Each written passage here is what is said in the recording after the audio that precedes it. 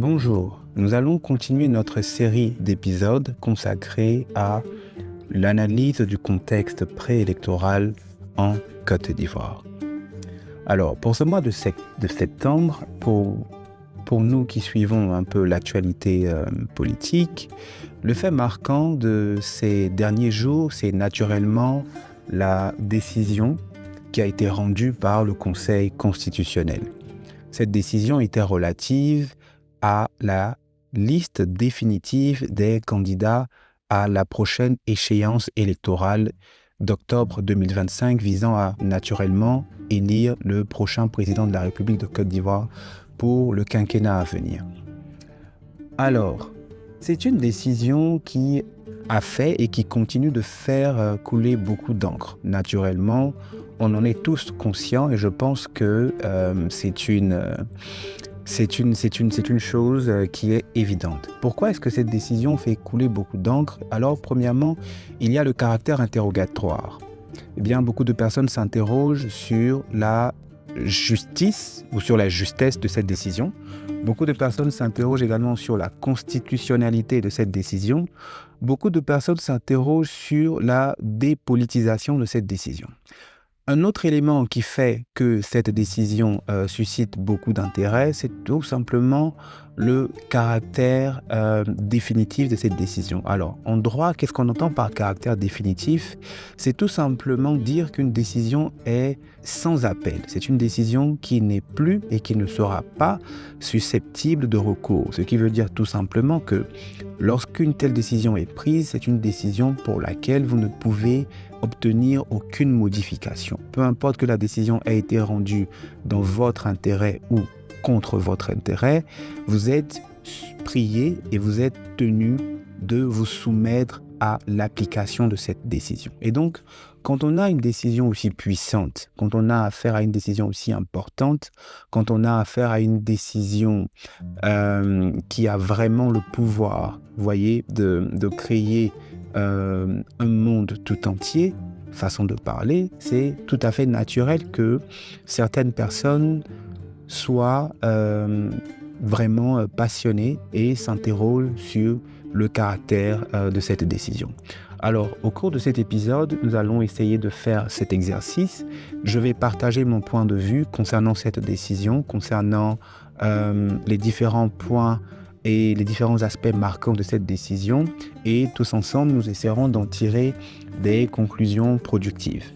Bienvenue sur votre podcast préféré, Smart, Intellectual, Knowledgeable African Talks. Je suis Sika et c'est un réel plaisir d'être ici avec vous. Pour les habitués, vous le savez, c'est un podcast qui est bilingue et donc qui est disponible en français et en anglais. Et également, c'est un podcast qui est dédié aux sujets de développement et aux questions d'actualité en rapport avec le continent africain. Et si vous nous prenez en cours pour la première fois et si ce sont des thématiques qui vous intéressent, vous êtes le bienvenu et tout ce que vous avez à faire, c'est naturellement de cliquer sur le bouton de souscription, d'activer la cloche afin de ne plus rien manquer de nos épisodes et de nos perspectives puissantes. Alors, je le disais tout à l'heure, depuis le 8 septembre, il n'y a plus de suspense. En Côte d'Ivoire, nous connaissons désormais la liste des candidats qui ont été retenus à concourir à l'élection présidentielle du 25 octobre. Petit rappel, le 26 août 2025 s'achevait la période de dépôt des candidatures auprès de la Commission électorale indépendante. Et c'est une période qui a été très dynamique et c'est une période qui a suscité beaucoup d'intérêt. Cet intérêt a été manifesté aussi bien par des candidats aguerris, par des candidats avérés, ce sont ceux-là que j'appelle les candidats de rang A, que par des candidats inexpérimentés, que par des candidats essayistes, que j'appelle les candidats de rang C. Alors, petit disclaimer, le fait de parler de candidats essayistes, ce n'est pas péjoratif, ce n'est pas dans le but de manquer de respect aux uns et aux autres. Vous savez, pour être aguerri dans quelque chose, il faut bien commencer un jour. Donc, ces candidats-là, ce sont des candidatures et ce sont des candidats à encourager. Pour la démocratie, pour le dynamisme politique, pour la vie politique, il faut toujours encourager la participation de nouveaux venus.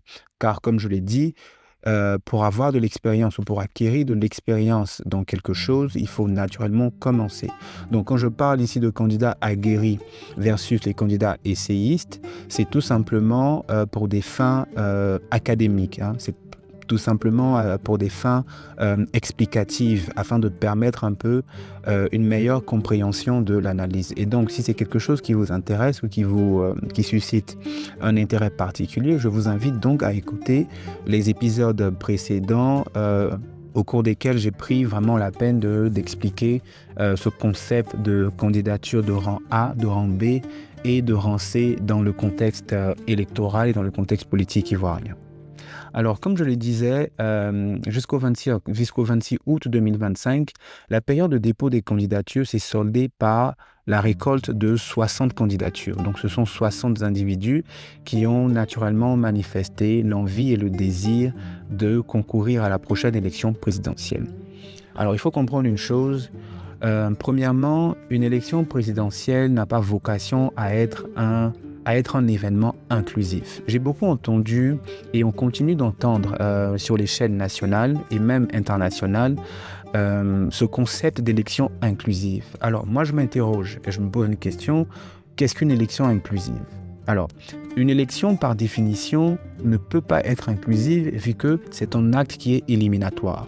Tout acte qui est éliminatoire n'a pas vocation à être inclusif. Quand on parle d'inclusion, on est dans une dynamique d'ouvrir les portes et de laisser entrer le maximum de personnes.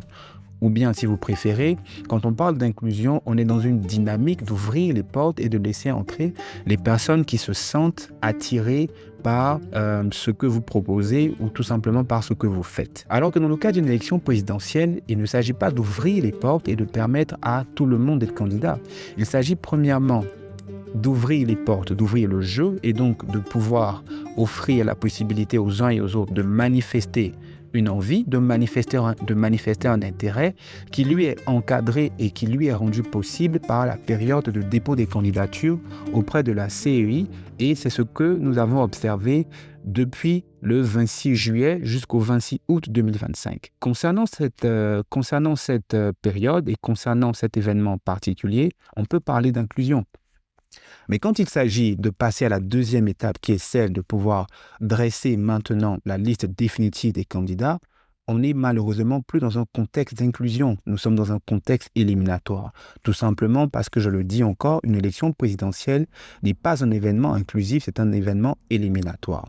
Éliminatoire parce que, premièrement, c'est un événement pour lequel des conditions sont clairement et expressément définie, aussi bien dans la Constitution que dans une loi organique. Ce qui veut dire que si vous avez la vocation à pouvoir manifester votre intérêt quand il s'agit de candidater, vous n'avez malheureusement pas la même liberté quand il s'agit d'être retenu. Et je pense que ça, c'est une distinction fondamentale.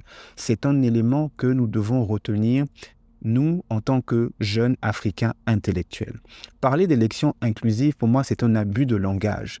L'élection n'est pas inclusive. L'élection est une action contradictoire. C'est une action éliminatoire, dans la mesure où vous devez satisfaire un certain nombre de critères. Maintenant, nous pouvons discuter de la justesse, nous pouvons discuter de la légalité, nous pouvons discuter de la légitimité de certains critères. Ça devient une autre paire de manches. Ça nous renvoie dans un autre débat. Mais si nous voulons rester strictement cantonnés à une analyse objective de la question ou du concept d'inclusion ou d'inclusivité dans une élection électorale, je dis personnellement que c'est un mot qui est mal utilisé et qui n'a pas sa place ici. Donc déjà, c'est le premier point que je voulais partager avec vous. Le deuxième point, toujours dans l'analyse de la décision du Conseil constitutionnel, c'est que la décision qui a été rendue ici, sur les 60 candidats qui ont été retenus, on observe que plus de 90% de ces candidats-là, de ces candidatures, ont été rejetées. Pour preuve, sur 60 candidatures, ce sont seulement 5 candidatures qui ont été retenues. Il s'agit notamment des candidatures de M. Alassane Ouattara, de Mme Simone Eivé, épouse Gbagbo, de M. Jean-Louis Billon, de M. Awa Dombello et de Mme Henriette Lagroux. Alors, ce sont 5 personnalités connues dans le paysage politique ivoirien Et je pense également au niveau international. Qu'en est-il des 55 autres personnes qui n'ont pas été retenues? Alors, le premier commentaire que j'aimerais faire, c'est que, comme je le disais, le Conseil constitutionnel n'est pas tenu de retenir le maximum de candidatures. Le Conseil constitutionnel a pour mandat de retenir les candidatures dont les éléments sont en adéquation avec l'esprit de la Constitution, mais également avec le texte constitutionnel. Alors, quand on parle d'esprit de la Constitution, ça va au-delà de l'écrit. Il y a la loi écrite et il y a la loi qui est pensée.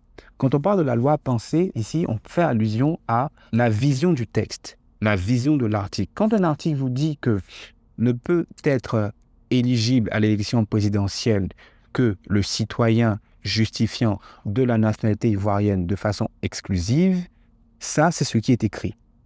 L'esprit qui est derrière se renvoie à dire que vous ne pouvez pas avoir la double nationalité quand bien même vous possédez une nationalité ivoirienne. Et donc, ce que je fais de vous faire comprendre ici, c'est que le rôle du Conseil constitutionnel n'est pas de faire une application stricte de la loi, mais c'est de faire une application lato et stricto sensu. Donc, c'est de faire une application à la fois au sens large, mais également au sens strict, tout en s'assurant que le texte et l'esprit de la Constitution sont respectés. Partant de ce postulat, il faut comprendre que ce n'est pas parce qu'on a 60 personnes qui ont manifesté l'envie de devenir candidat que le Conseil constitutionnel, par gentillesse ou par générosité, est obligé de retenir 20 personnes ou 30 personnes. Non.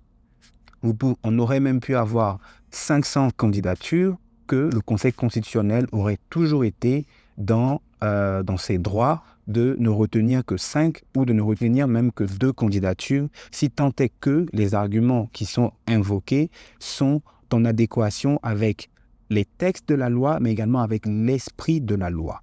Et donc ça, c'est le premier élément. Le deuxième élément que j'aimerais ajouter également à cette analyse, il faudrait comprendre que les 55 candidatures qui ont été exclues, eh bien, on pourrait résumer les arguments autour de quelques points. Alors, le premier point, c'est le point qui concerne les doublons dans les parrainages.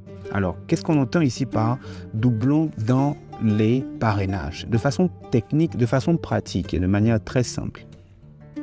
Le parrainage consiste tout simplement à un électeur, donc à un citoyen ivoirien régulièrement inscrit sur la liste électorale, de pouvoir donner son approbation pour la validation de la candidature d'une personne qui souhaite devenir président de la République.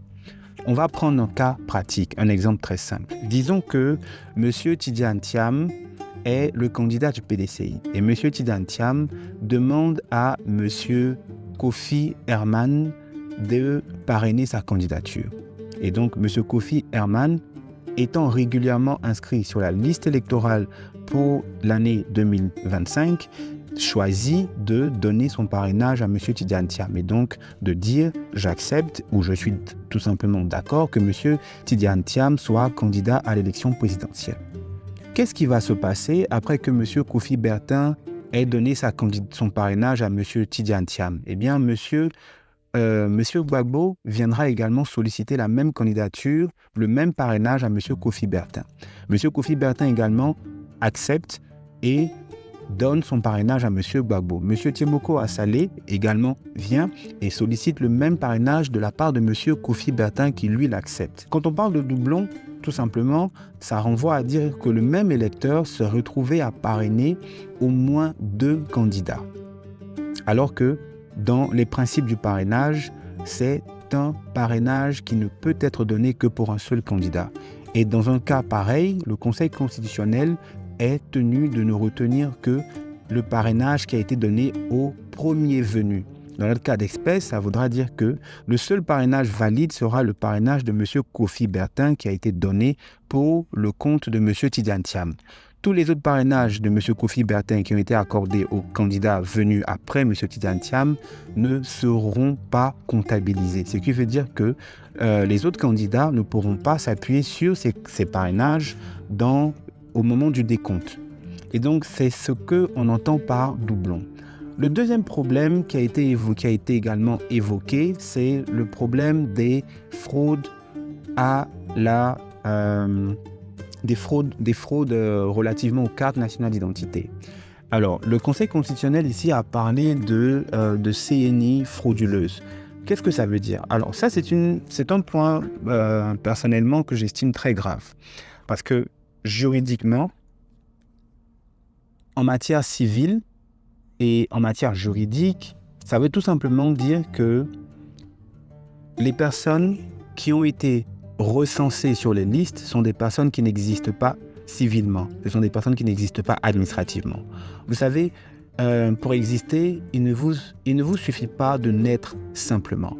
Lorsque vous êtes né, vous existez. Vous existez de façon humaine, vous existez de façon sociologique. Mais pour exister de manière administrative et de manière civile et même de façon juridique, il vous faut détenir une pièce d'identification, un document administratif qui permet de vous identifier, donc de dire de qui est-ce que vous êtes né, de quelle famille venez-vous. Il faut également une pièce administrative qui permet de vous situer dans le temps, de dire exactement où est-ce que vous vivez, où est-ce que vous habitez. Cette pièce administrative permet également de vous situer dans le contexte économique. Elle permet d'identifier votre profession, de dire quelle activité vous faites ou dans quel secteur d'activité vous exercez. En bref, une carte nationale d'identité n'est pas simplement une jolie carte que vous mettez dans votre portefeuille. C'est un document qui vous donne des droits et qui vous donne certaines garanties civiles, certaines garanties administratives, certaines garanties juridiques. Et donc, se retrouver dans un processus où des personnes n'ayant pas des cartes nationales d'identité authentiques se font recenser dans un jeu de parrainage, eh bien pour moi, c'est vraiment et c'est particulièrement critique. Ce qui veut dire que là encore, on s'est retrouvé dans une situation où il est difficile de pouvoir valider également les parrainages, puisque pouvoir donner ou pouvoir parrainer un candidat, vous devez exister humainement, mais vous devez également exister administrativement et de façon civile. Et la première condition pour être sur la liste électorale, c'est d'être ivoirien. Et votre citoyenneté ivoirienne peut être prouvée principalement soit par la détention de votre passeport ou par la détention d'une carte nationale d'identité. Si l'un des documents dont je viens de parler s'avère être un faux, il est naturel de dire que ça devient très délicat pour vous de pouvoir exercer votre droit de parrainer un candidat. Le troisième élément qui a été mis en avant, eh bien, c'est le pourcentage de parrainage. Selon les principes du parrainage, chaque candidat était tenu de récolter au moins 1% des suffrages dans la région de son choix. Certains candidats n'ont pas pu malheureusement s'acquitter de cette obligation, n'ont pas pu réaliser cette obligation tout simplement. Et donc la conclusion a été malheureusement très délicate. C'est une conclusion qui reste vraiment douloureuse pour beaucoup de candidats, pour beaucoup de partis politiques, dans la mesure où les 5 personnes qui ont été retenues, eh bien, ce sont celles qui vraisemblablement ont réussi à exécuter ou à passer l'épreuve du parrainage en toute conformité. Alors, ce qu'on retient de cette décision, comme je le disais tantôt, il est très difficile vraiment pour cet exercice que j'essaie de faire. Il est très difficile de dire que c'est une décision constitutionnelle ou que ce soit une décision anticonstitutionnelle. Il y a également certaines voix qui semblent opter pour une option de décision politique ou de décision politisée. Alors, vous savez, en tant que jeune Africain, en tant que jeune intellectuel africain, il est très important d'être des adeptes de l'objectivité, d'être des adeptes du pragmatisme et d'être également adeptes du rationnel.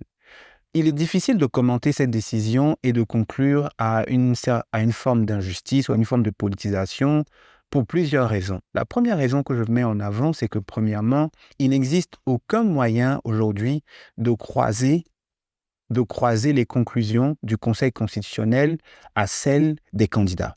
Qu'est-ce que j'entends par là?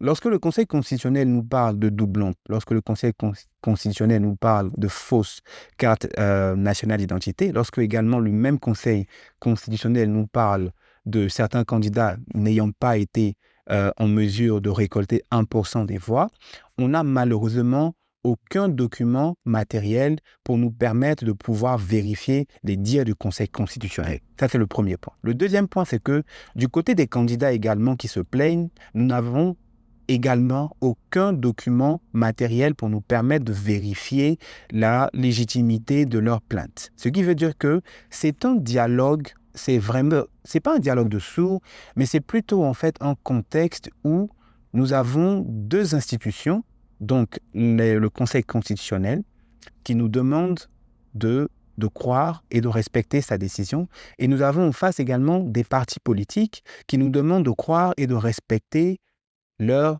analyse, ou tout simplement de respecter ou de croire en leur requête, en leur appel au nous.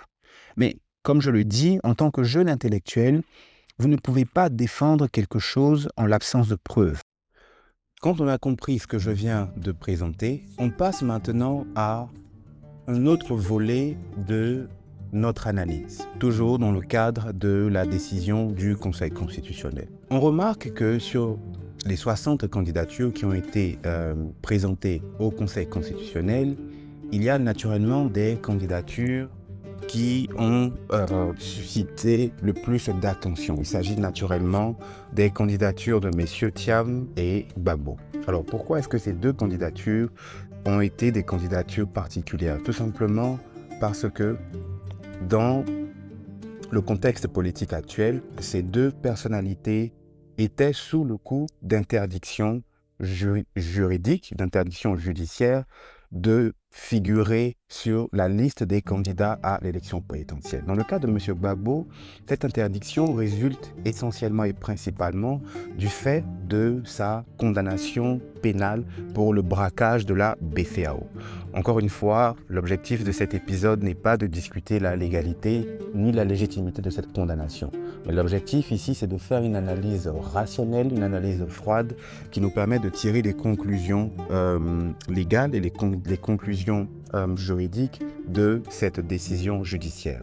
Alors, dans le cas de M. Gbagbo, encore une fois, étant sous le coup d'une condamnation pénale, il paraissait naturellement impossible pour ce candidat ou pour cette personnalité de pouvoir prétendre à être sur la liste définitive des candidats à l'élection présidentielle.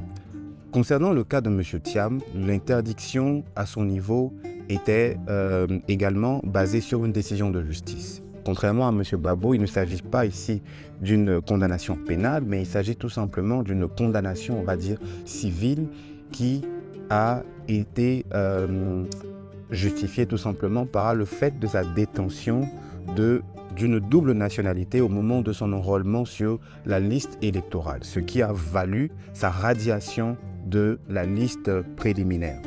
Quand on a compris tout ça, ce sont deux personnalités qui normalement n'auraient pas dû être capables de déposer leur dossier de candidature auprès de la commission électorale indépendante, à plus forte raison, avoir leur candidature jusque devant le Conseil constitutionnel. Mais dans la réalité et dans les faits, cela n'a pas été le cas. Ils ont été autorisés à déposer leur candidature et je pense que cette autorisation, comme je l'ai dit en introduction, s'inscrit dans un contexte d'inclusion, dans un contexte d'inclusivité. Mais comme je l'ai dit encore au début de mon analyse, une élection présidentielle, à mon avis et selon mon analyse, n'a pas vocation à être inclusive, tout simplement parce que la nature d'une élection présidentielle, c'est une action de compétition. Et qui dit compétition parle naturellement de critères éliminatoires et de critères qui vous permettront naturellement de passer à l'étape suivante jusqu'à atteindre votre objectif. Et donc, le premier jeu de l'inclusion a été respecté en permettant à ces candidats illustres de pouvoir quand même déposer leur...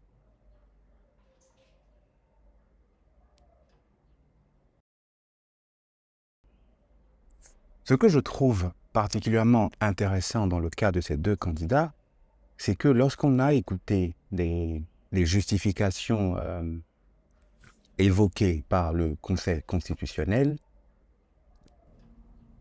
les arguments fondamentaux, dans le cas de M. Gbagbo par exemple, n'ont pas porté sur la limitation de la jouissance de ses droits civiques. Mais les arguments principaux de son invalidation ou de l'invalidation de sa candidature ont plutôt pesé sur des caractères et sur des conditions techniques, notamment sur la question des doublons au niveau des parrainages, la question des fraudes à la nationalité et la question également autour du non-respect de l'obtention du suffrage de 1% de parrainage par région. Alors, que doit-on comprendre? C'est une question très importante. Je l'ai dit tout à l'heure, dans la normalité des faits, dans la normalité des choses, toute personne qui se voit limitée dans la jouissance de ses droits civiques ne peut pas prétendre à une élection présidentielle.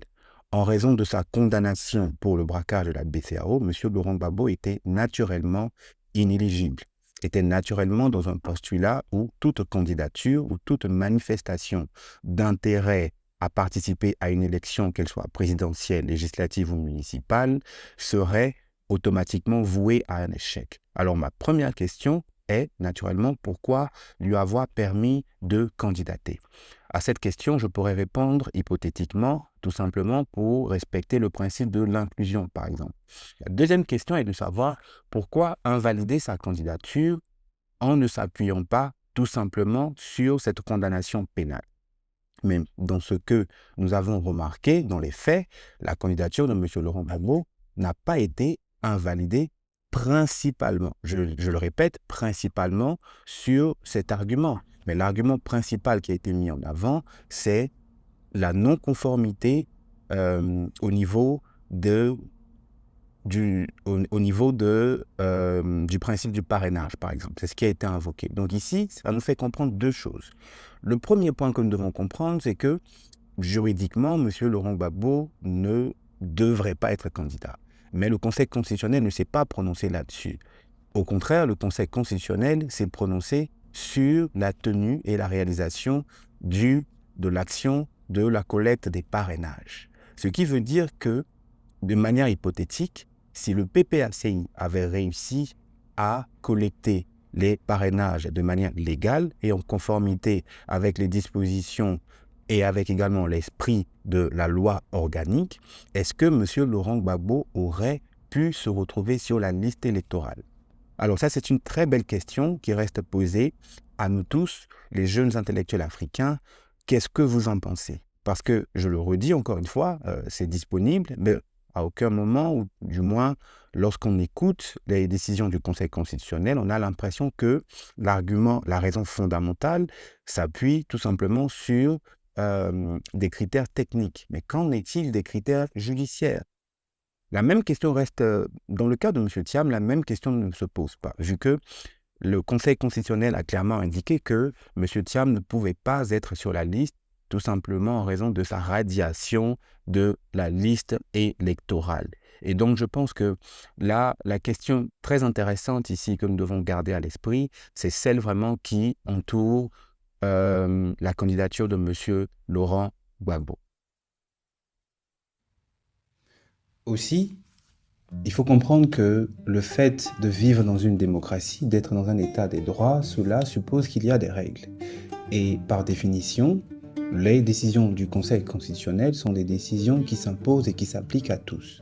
Et ce sont des décisions qui ne sont susceptibles d'aucun recours. Naturellement, la doctrine, naturellement la société civile, à travers des analyses critiques, à travers des commentaires constructifs, peut emmener le Conseil constitutionnel à prendre certains éléments en considération pour des échéances futures. Mais dans le cas de l'élection de 2025, c'est un train qui est déjà lancé. Et ce train, malheureusement, ne peut s'arrêter tout simplement pour des questions de crédibilité. Et donc, ça, c'est vraiment le point qu'il faut retenir. Toujours dans l'analyse de cette décision, c'est une décision qui est certes difficile à accepter pour des partis politiques. Et dans l'épisode précédent, nous allons nous pencher sur cet aspect. J'espère que vous avez aimé cet épisode, j'espère que vous avez apprécié les commentaires et les perspectives qui vous ont été soumis. Je suis pour ma part très ravi. et j'espère que c'est le cas. N'hésitez pas à laisser et à nous faire savoir en commentaire ce que vous pensez de façon objective, hein, de façon pragmatique, de façon très froide, ce que vous pensez de la décision du Conseil constitutionnel. S'il y a des points d'amélioration, vous pouvez les faire savoir, mais tout en gardant à l'esprit, comme je l'ai dit, que ces points d'amélioration sont manifestement pour des échéances futures. Mais dans le cas de l'élection présidentielle à venir, ce sont des points d'amélioration qui ne seront pas utiles. Et on peut être d'accord avec ça, ou on peut ne pas être d'accord avec ça. Il n'empêche que c'est la loi qui le veut et c'est la loi qui en a voulu ainsi. Merci pour votre disponibilité. Merci d'écouter votre podcast préféré, Smart Intellectual Knowledgeable African Talk, le seul podcast où les idées préconçues rencontrent toujours des perspectives puissantes. Merci, à bientôt.